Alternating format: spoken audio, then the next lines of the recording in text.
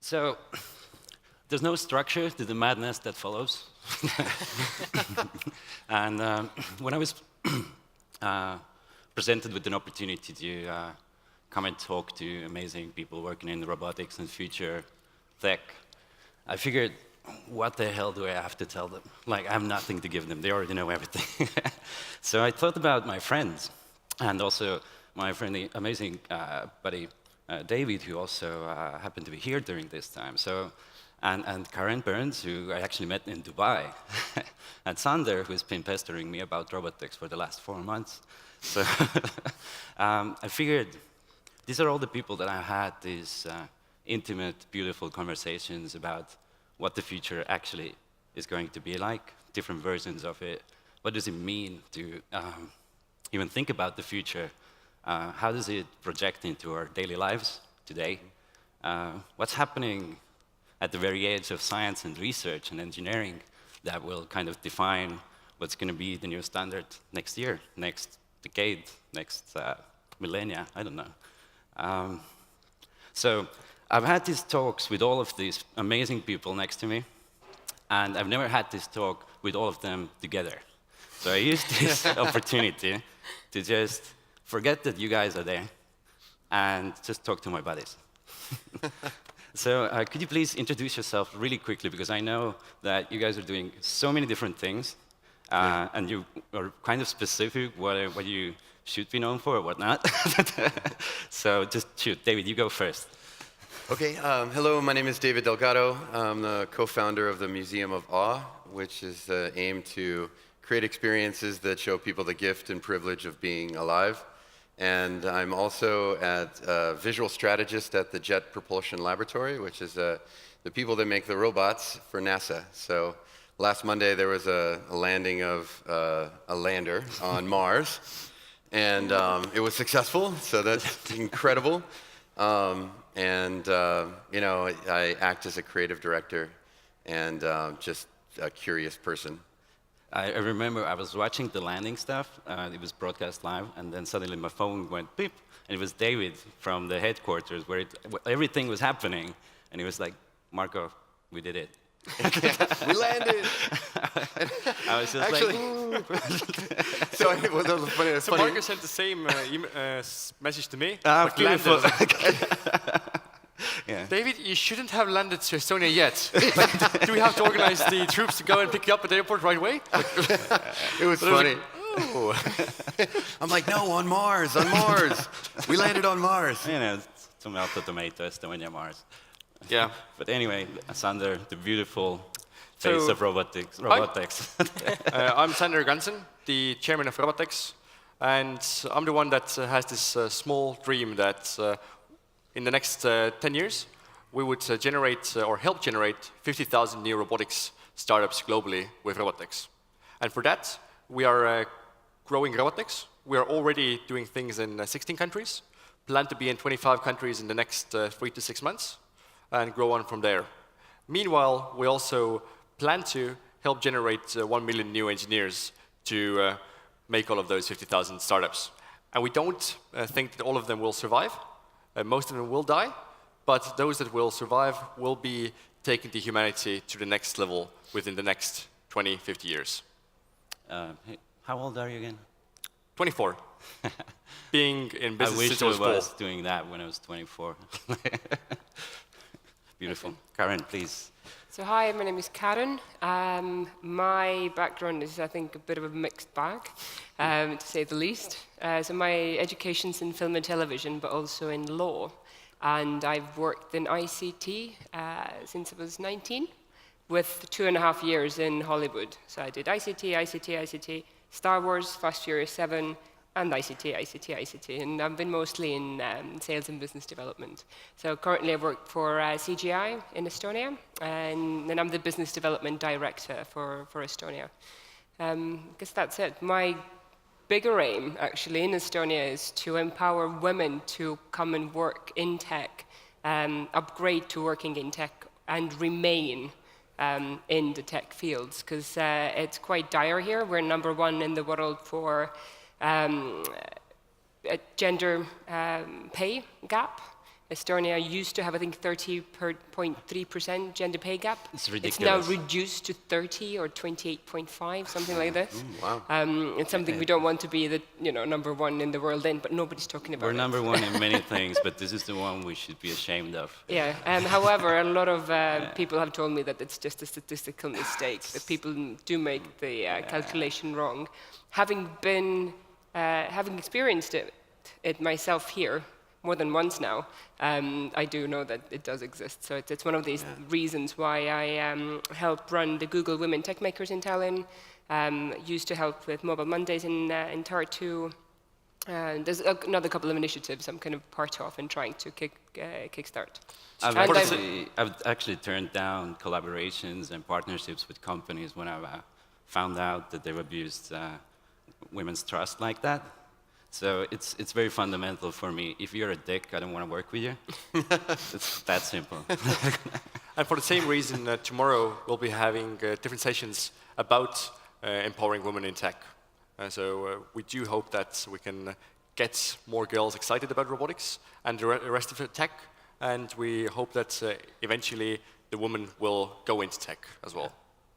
Yeah, so I run a company called Guaana. I'm a designer by background. Marko Russiver is the name, as it was announced earlier. So we fund research all over the world for governments and foundations, and we're working with quite a few of them. And I guess we're most known for working with the government of Dubai, figuring out quite a lot of research funding processes there and applying that same knowledge, these pilots we made, to the rest of the world. Yeah, so. To Insight. Yeah, talk about that, man. I've been holding myself. David's staying at my place. I just cooked breakfast for him this morning, and I've been like holding myself back, not asking him about how did it go. You've been saving it up. Yeah, I mean, what can I say? So it was an incredible day. I have to say that everybody is on the edge of their seat there at the Jet Propulsion Laboratory. There are hundreds and hundreds of people that come onto the lab to watch the event. But the reason why I think people get so nervous is because it's really, really hard to land on Mars, right? It has a very strange mix of environmental situation. You have just enough atmosphere so that it's really hard to land. The angle how you enter the atmosphere, like with 17 degrees, you have to enter it. Like if you go lower than this, you bounce off. Yes. And if you go deeper than that, you just kind of. That's right. Yeah, it is. But it's not enough atmosphere really to do a great job of slowing you down. Yeah. And so. But enough to bounce you off. Like. And the kind of a funny thing too is that it's very difficult. But each time that you have a success, that makes just that much more pressure for the next one, right? And you had like 7 successes in a row, or yeah, 6? I think it's something like that. But 6. There will be a point of failure in that chain of success, and I hope everyone will survive it. I mean, as we all know, in robotics, I mean, it's just a difficult thing. It's completely autonomous at that point. There's 7 minutes of terror. 7 minutes of terror, they call it, because literally the light time communication time is, at that point between Mars and Earth is 7 minutes in one direction, 7 minutes back. That's, data traveling on radio waves.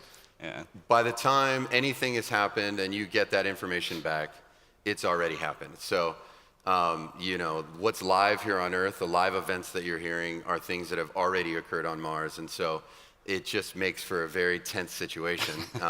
And I was photographing the science team when they were just listening to the news. And you hear things that are being like... I think we were very lucky, and it was just a really great day. So what's coming next?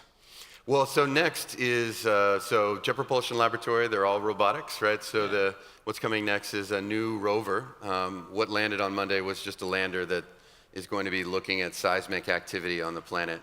But this new rover that's coming up is going to be rolling around. It will have a sort of a drone that can fly with it. So it has a pet now.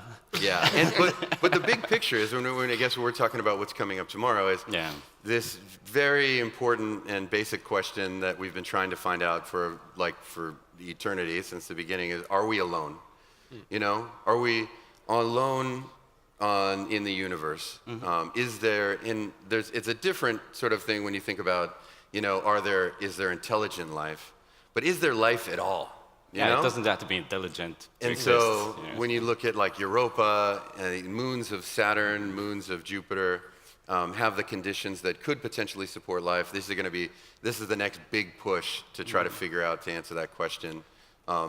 Same with Mars too, but it's all leading to two things. One is to try to answer that question, and the other is to try to see how far humans can actually go. So robots before people, that's currently the plan. So that leads into can we even be interplanetary species? And in the future, we're talking about tomorrow, right? I'm not crazy up here. Right? And if we are, then that leads into the CRISPR situation. What happened also this Monday, right? When a rogue Chinese scientist announced accidentally that they have modified babies now, 2 of them. And it's done. We have designer humans. Yeah, there's 2 twin girls, and they're now under investigation by China, and in very heavy pressure from academia about the ethics of it, because it was all kept under the carpet. So what do you think about that? I think if we think we have a problem with racism now, just wait for the next part. Like there's gonna be.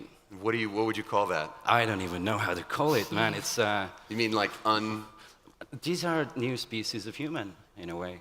Unedited and edited? There's humans? definitely going to be like purists. There's going to be augmented people. There's going to be this creates a whole new box of crazy.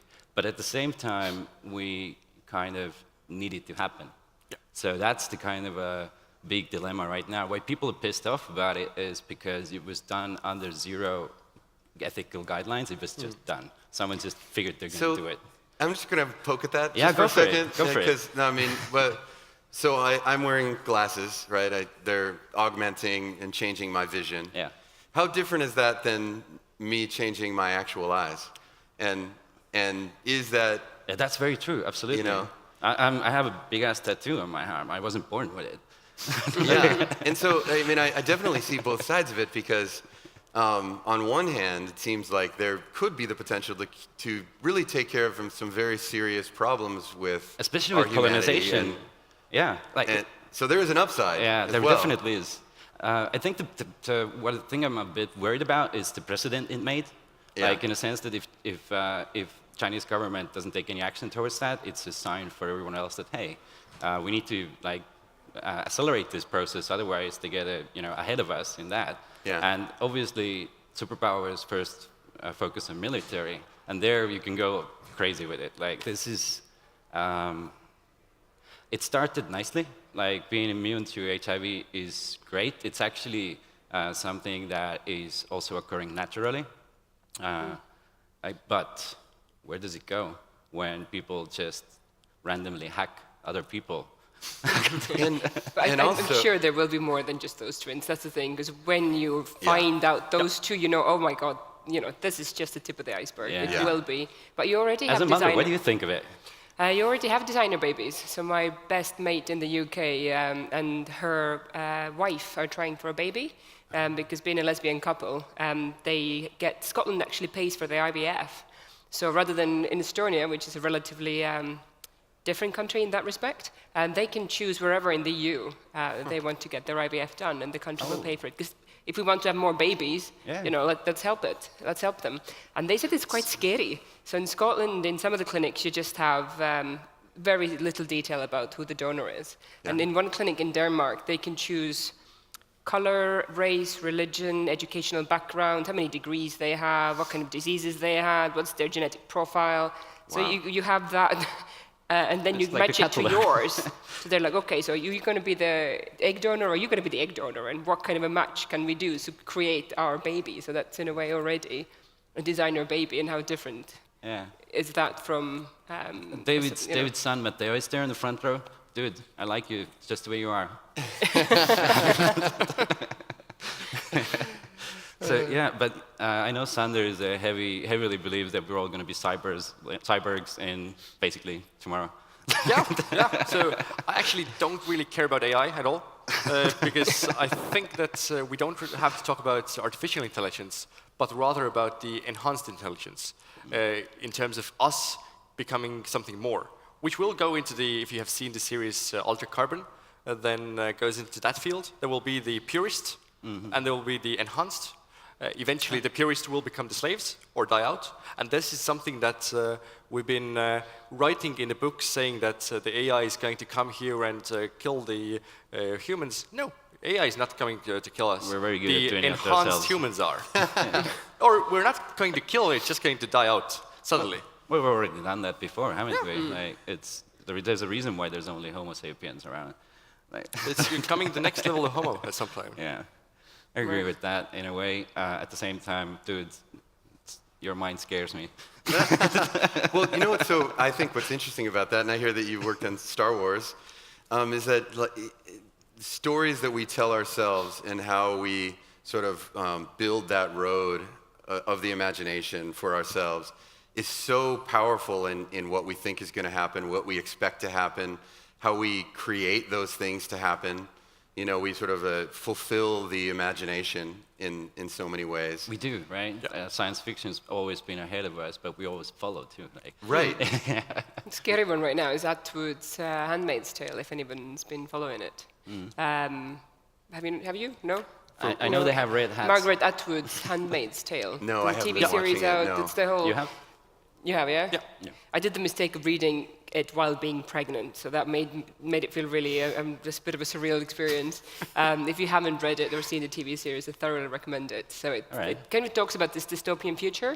I won't ruin it all, but looking at some of the things that are happening in the US and in maybe the digital dictatorship that's China, there are very strong parallels. So women have been protesting in the US wearing handmaids' robes, with some groups who've been thinking about doing the same here, but because Estonia is still not, it's not taken seriously here, so it wouldn't work here. But it's interesting to see what, the whole let's ban abortion in all cases, the kind of, language Trump's using about women, minorities, etc. So all of that is kind of echoing, even in a book like that. And it's not even sci-fi. It's just That's yeah. it's an alternative future narrative.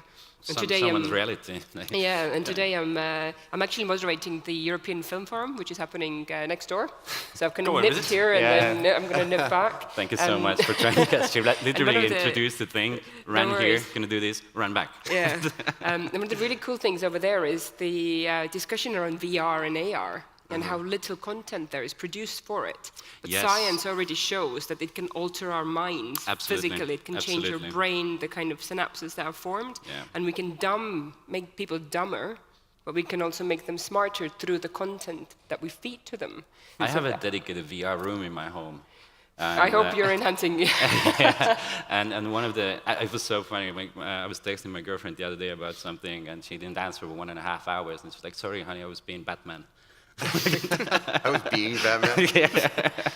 So, but no, the reason why I have it is a bit different than that. There's a lot of really interesting therapies being done, and there's studies are proven that the earlier studies that have been done say that it's more than 65% more efficient than regular therapy in the case of PhD people who are suffering from post-traumatic stress disorder. People suffer from PhDs. Yeah. So, really? That's so interesting. Yeah, and there are new therapies being made regularly, and I'm actually, for a year now, I can first time talk about it like openly. Nothing's confirmed now. Maybe it's not going to happen. Maybe it's going to happen. But I've been working with a few companies, and we're probably going to put together a fund in Guaana where we connect therapists and VR in the studios to build, really high quality therapy experiences. So one of the super important things about VR is that they're known as between the researchers who work with it as the empathy machines. Yeah. Okay. So you can, for example, if you have a guy who's I would love to put Trump in that and be a woman for a day. And so he would like understand a little better how much his words hurt. Just him meeting himself would be a very interesting conversation to see. So I've got a story about that. So VR, I've always hated VR. Why? No, I've hated because What's wrong with you people? Because I have an It's enormous lovely. head that won't fit into the visors. I've got like these glasses. I'm not gonna and it allow you to your bedroom tonight before you go it's to a just- session. So I mean, the technology component of it has never quite worked for me. But what I did do is there was a VR experience at the Los Angeles County Museum of Art, and I forget the name of the creator, but he's a director, Iñárritu. He's done many movies, but he worked with another person, and they created an experience where you put on this thing, and aside from all the technical, and this is where I think VR is actually interesting, is that aside from all the technical things that were bothering me at that time, it quickly went away when I joined an experience of this family crossing, this Mexican or South American family crossing the border from Mexico into the United States. There we go. And it was really interesting because you had a chance to be with them as they were doing that. And I mean, talk about empathy. Yeah. You know, it started out with everybody's hurrying in the sort of the very early morning, and you know, it's a family, and you're with your grandmother, and she falls on the ground, and they're helping her up, and then you know the police come, and then you know everybody gets arrested, and it goes into sort of a surreal moment where you sort of a dream state kind of thing happens, but the empathy that was created from that, and the experience of being able to kind of understand what it would be like to actually do that, was something that I've never been through before. So what are the conditions that force you to do that, first of all? That's something that people don't think about. Yeah, Yeah. right. When you think about it, too, Yeah. it's so easy to politicize that. Exactly. And you take that, sort of the very, like the simple human experience of doing that. And I mean simple in the way that it's like people doing a thing. It's not, there's many complications with it, but there was no politics surrounding it. It was not about, it was not a symbolic thing. It was a It human was about experience. a family and, you know, this old lady and some little kids, you know? And that is what became very, very powerful. It kind of scraped away all of that conversation around it and just let you understand it for what it actually is. There's another thing that's, there are two experiences that have really affected me like deeply. One of them is done by a Stanford professor who's been the pioneer of the field for the last 20 years, and whose name I obviously do not remember, because that's how I am. Anyway, he designed a experience called becoming homeless. That means like you lose your job, you are in your apartment, your rent is due, you don't have any money, you have to choose what you sell in your apartment. You eventually run out of stuff to sell, so you end up being kicked out. You live in your car. You try to brush your teeth in a car, but it's illegal to sleep in your car, so you get a ticket for it. You have to sell your car to pay the ticket. So at the end of it, you're just in a metro with a bag, and you're trying to sleep, but at the same time, you're trying to keep an eye on your stuff so no one would steal it. So it's like it's so real, it's surreal. Like, I can't say it in any other way. And another thing that's like complete opposite of it is moonwalk. No, sorry, not moonwalk. What's it called? Anyway, BBC, I think, designed it with International Space Station, where you actually go outside the International Space Station to fix a problem, and then something happens, you have to jetpack yourself back to it. It's like the space crash and all kind of stuff like this. It's so real. The second you start in a room, you're going out, you have to open the hatch. You open the hatch, Earth. You're just like, whoa. Okay, I get it now. I get it why these people train their whole lives to be there. So that is kind of, it gives you but imagine perspective. being able to do that without going through all of that training. You know? And then Yes. it's a shortcut to the experience. That's where the technology has taken us. Yeah. Now that in the next room, in the workshops, we have the XPRIZE people talking about how to build avatars. Right. Oh, wow. So By that's the how way, you will by the way, be. after this, everyone, go there. I'm sorry for the next speaker, but you should do that. Yeah, so basically nowadays the VR competence has become so good in a way, even your head can fit there, that it could be possible great. to build the avatar system. And now XPRIZE is promoting this idea that by 2022 we would have the first working avatar systems where you go into the system and then there's a robot which looks just like you and you can start performing different tasks, such as doing the same task on the International Space Station. Or like Tron. Is it going to be any Yes, different? basically, though? yeah. Is it going to be any different, though? You're still here with the screen. Yeah, but you don't have to train for that in a way. Yeah, and if something bad happens, you'll Depends. survive, mostly. likely. Depends how much the avatar costs. Trust me, they don't want to let me near that thing if it's if it's like 2 billion a piece. Well, that's for us to make it cheap enough. Exactly, And this is why exactly. XPRIZE is now having this challenge where there's 10 million euros as a prize for the first team that gets it done. All right. Yeah. I think the XPRIZE model is genius. Like they one prize and so many teams are collectively pushing forward in that topic, and it's just the amount of collaboration and new knowledge that's been generated through that is just simple. It's amazing. I think one of the biggest problems in this world is people not talking to each other. And this is one really cool way of solving how smart people around the world start talking to each other. Yeah. But have you seen the film Wall-E? Yeah. Yeah. I am the Yes. only one in this room who has Probably. not seen it. Is there someone who hasn't seen Wall-E? Oh, there are a few. Oh, there are all a right, few. all right. Okay. My team. I love you guys. So let's do a Let's session do a of movie Wall-E. night. We should watch The reason it, I all bring right? it up is because of my own fear of VR and AR. Because if you've seen Wall-E, you can see how they're all talking to each other, but through this headset, and they've become so unhealthy and immobile that once the they're at center, watch it. You can spoil it for me. It's been done many, many times already. Sorry? You can spoil it for me and everyone else. You guys already know what's happening there anyway, right? So, it's one of the most legendary movies out there. The film kind of awakens them from their digital slumber. So the whole VR and let's push for it, then let's push for content, and tomorrow we're all going to be super connected, and we're already super connected. Somebody at this film forum said, "Oh, 5G will be super fast." Why? 4G is super fast. For what? Oh, we need 16K, For what? dude. 1K is fine. Yes, like, what are we talking about? Yeah, so all Like you of wanna- these kind of things. It's, Like, For your avatar interface, of course.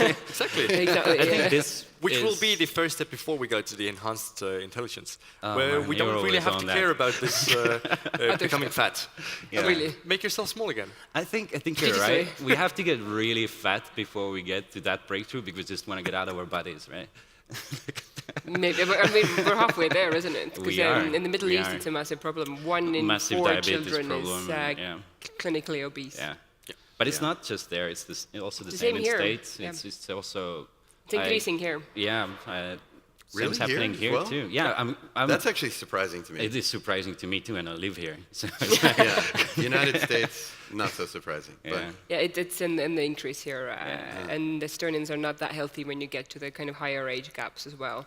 Coronary heart disease, obesity are quite Really? our issues. Diet and lack of exercise are to blame. Like you can see now Estonia has these running tracks and people are out a lot more.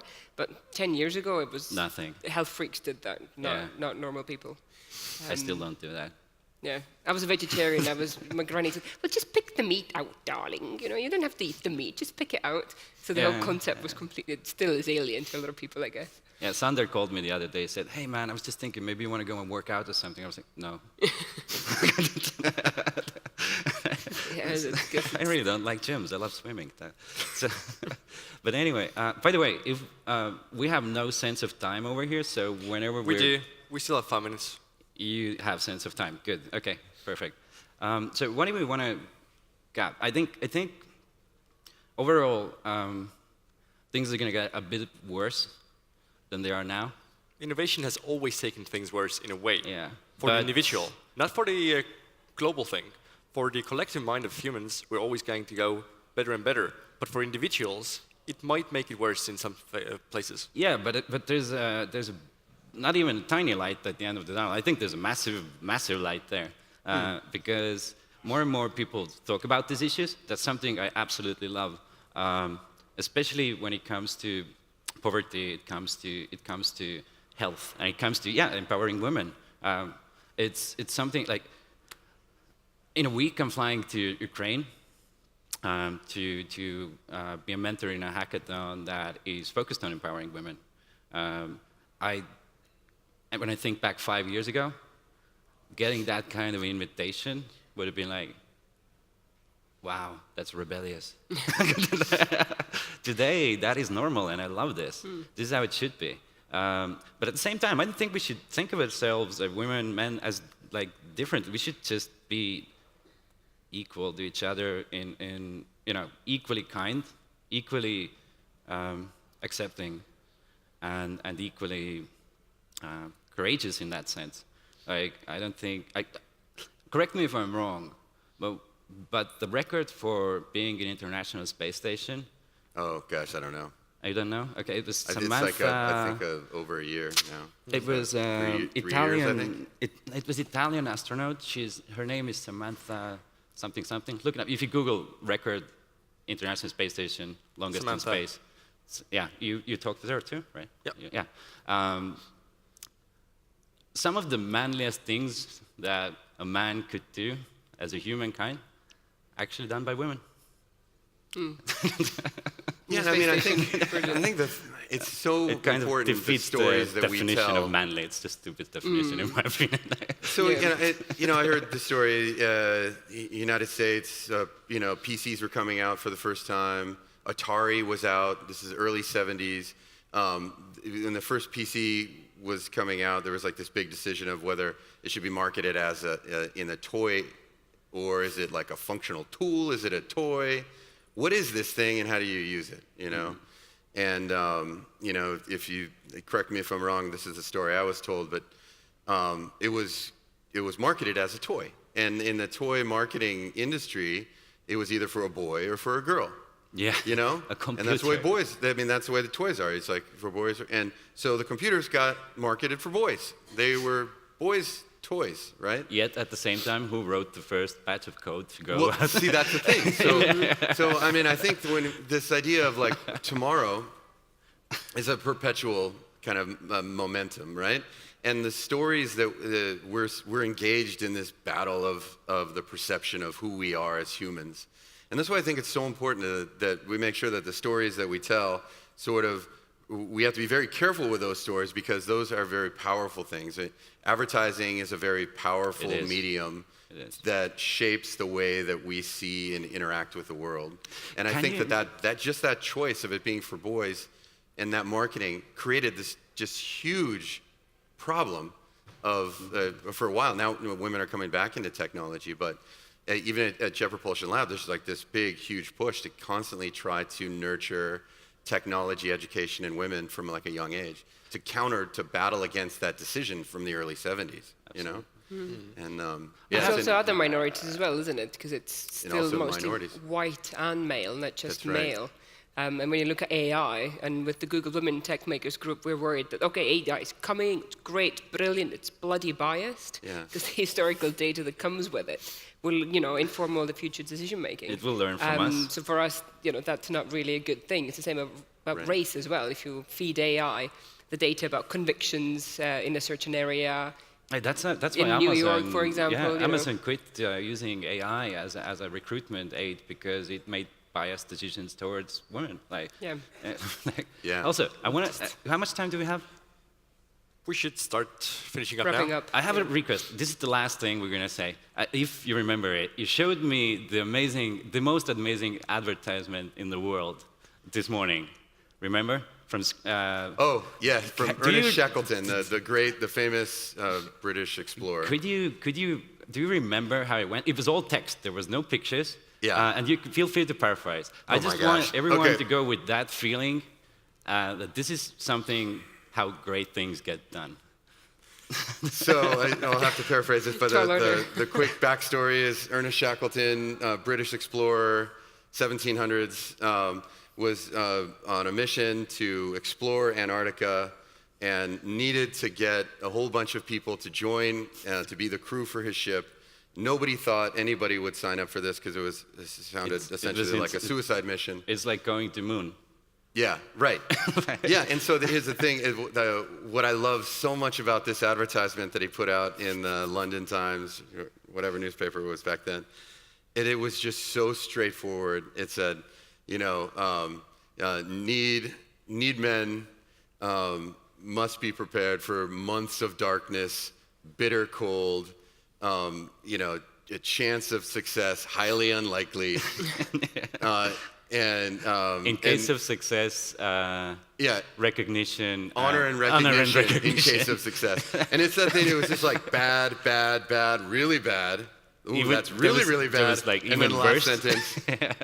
And then in case of honor and recognition, in case of success. Yeah. And I mean, hundreds there's a of lot to people be said showed about up. not sugarcoating and just relying on. I people. completely. We had a long talk about this morning. I think we live in a world where we try to be liked, and hence we don't say things out the way we actually believe them. Stop doing this shit. Helps a lot. All right. Thank you. Yep. Thank you. Thank you. Okay.